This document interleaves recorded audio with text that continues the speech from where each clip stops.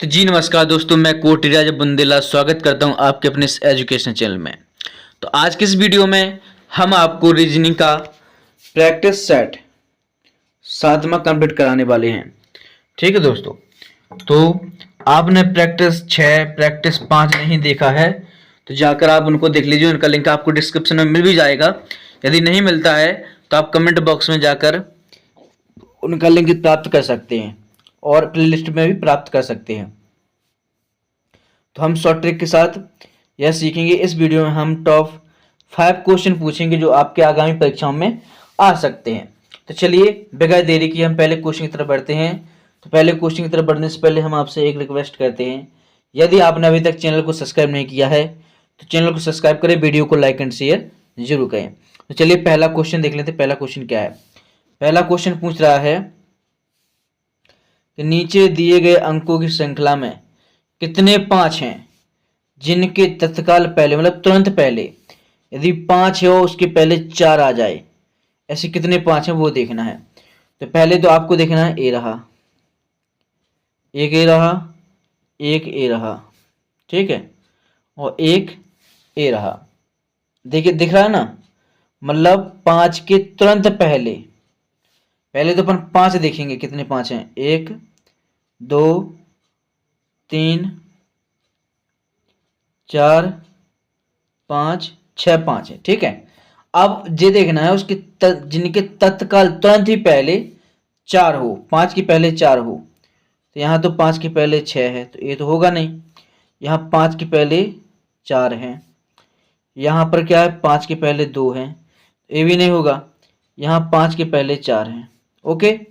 यहाँ 5 के पहले 3 है, ये भी नहीं होगा। यहाँ 5 के पहले 4 हैं, तो टोटल हो सकते हैं अपने बी ऑप्शन, मतलब आपका बी ऑप्शन आपका सही हो जाएगा। ओके, चलिए अब दूसरा क्वेश्चन देख लेते हैं। दूसरा क्वेश्चन क्या कहता है? तो दूसरा क्वेश्चन क्या कहता है दोस्तों? राजीव ने श्याम से कहा, राजीव यहां पर लिख देते आर, मतलब राजीव, यहां पर श्याम। श्याम से कहा राजीव ने कि वह टहलता हुआ लड़का, यहां पर एक लड़का है जो टहल रहा है, ठीक है। राजीव इशारा कर रहा है और श्याम देख रहा है कि मेरे दादाजी के एक लौते पुत्र का, मतलब इसके दादाजी का एक लौता पुत्र, एक लौते पुत्र का पुत्र है, मतलब दादाजी आर के दादाजी का पुत्र क्या हुआ? आर का पिता, आर का पिता। तो आर का पिता और पिता का एक और पुत्र भी है, तो 2 पुत्र हैं। एक तो होगा आर मतलब राजीव और एक और होगा, ठीक है। तो दोनों पुत्र हैं तो कौन कौन होंगे? दोनों भाई भाई होंगे। क्या होंगे दोस्तों? भाई भाई होंगे, ठीक है। चलिए अब दूसरा देख लेते हैं, तीसरा क्वेश्चन देख लेते हैं। तीसरा क्वेश्चन क्या कहता है? तो दोस्तों ये रहा अपना तीसरा क्वेश्चन। इस क्वेश्चन में पूछा गया कि नीचे दी गई श्रृंखला को ज्ञात कीजिए। आपको श्रृंखला यहाँ पर दिखाई दे रही होगी। यहाँ पर श्रृंखला में 0 से 3, 3 से 8, 8 से 15, 15 से 24, 24 से आगे क्या होगा ये पूछेगा ना। तो 3, यहाँ पर 3 का अंतर है, यहाँ 5 का अंतर है, यहाँ 7 का अंतर है, यहाँ 9 का अंतर है, और आगे क्या होगा? 11 का अंतर होगा। क्या होगा दोस्तों? आगे 11 का अंतर होगा। तो 34 में यदि हम 11 जोड़ 24 में यदि 24 में यदि हम 11 जोड़ते हैं तो कितना प्राप्त होता है दोस्तों? 24 में हम 11 जोड़ेंगे तो हमें प्राप्त होगा 35। क्या हो जाएगा दोस्तों? 35 प्राप्त होगा। तो 35 अपने किस ऑप्शन में है? ए ऑप्शन में। अब बताइए, इतने सिंपल क्वेश्चन हैं, यदि आप इन क्वेश्चनों को नहीं कर सकते तो फिर बताइए कि इनको कैसे आप सीखेंगे। और श्रृंखला का ना हर एग्जामों में पूछा जाता है। हर एग्जाम में कम से कम 4 से 5 क्वेश्चन श्रृंखला में पूछे जाते हैं। तो दोस्तों इस प्रकार से इनको करना था। चलिए अब अगला क्वेश्चन देख लेते हैं। अगले क्वेश्चन में पूछा गया, यदि क्लिनिक को इंक पी की ई, इंक पी की ई कहते हैं इसको, क्लिनिक को। तो बताइएगा, कोडेड किया गया है तो डॉक्टर को कैसे कोडेड करेंगे? किसको? डॉक्टर को पूछा गया है दोस्तों। किसको पूछा गया है? डॉक्टर को। तो जब भी इस तरीके के क्वेश्चन आए तो सबसे पहले तो इनको देखना चाहिए। देखेंगे हम, क्या देखेंगे? यहाँ पर लिखेंगे क्लिनिक। क्या लिखेंगे? क्लिनिक। और यहाँ पर लिखेंगे ई एन के पी के ई। ओके। सी और ई में क्या अंतर है? डी का अंतर है, एक छूट गया। एल और एन में कितने का अंतर? एम छूट गया। आई और के में क्या छूट गया? जे छूट गया। एन में ओ छूट गया, पी आ गया। आई में जे छूट गया, के आ गया। और ई में फिर से छूट गया, डी। इसी प्रकार क्या करेंगे? डॉक्टर लिखेंगे, डॉक्टर। ओके, डॉक्टर लिख रहे हैं हम।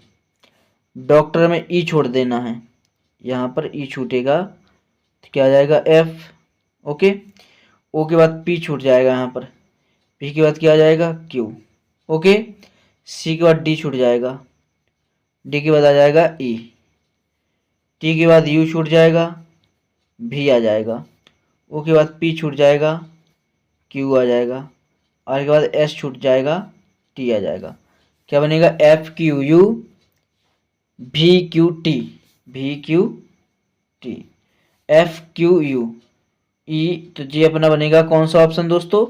सी ऑप्शन आपका सही हो जाएगा। बस चलिए, समझ में आया है?